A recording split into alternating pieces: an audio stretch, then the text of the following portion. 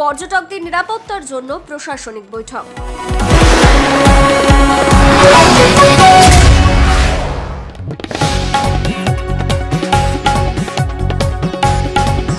দক্ষিণ চব্বিশ পরগনার অন্যতম পর্যটক কেন্দ্রগুলি হল বকখালি পর্যটন কেন্দ্র এবং মৌসুমী পর্যটক কেন্দ্র।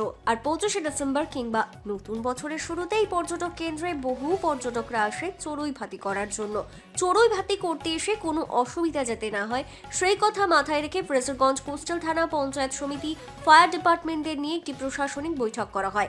মূলত এই বৈঠকের মাধ্যমে সমস্ত প্রশাসন, পঞ্চায়েত এবং ফায়ারের আধিকারিকদের সম্পূর্ণ সচেতন থাকার জন্য জানানো হয়। দেখুন, আপনারা জানেন যে আমাদের 25শে ডিসেম্বর থেকে 31 ডিসেম্বর অর্থাৎ 1 জানুয়ারি পর্যন্ত আপনারা জানেন যে আমাদের ব্যাপক অঙ্কের একটা পর্যটক আমাদের বকখালিতে আসে এবং মৌসুমীতে যায়।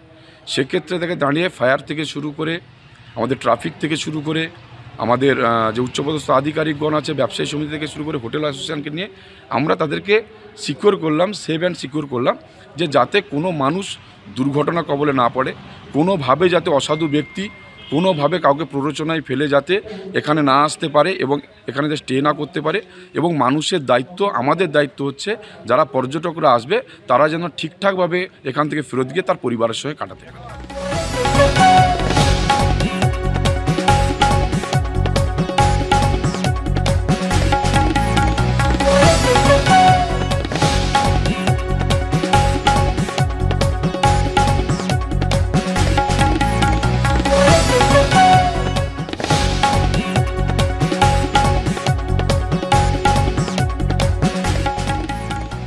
বকখালি থেকে মুন্না সর্দারের রিপোর্ট, কাকদ্বীপ.com।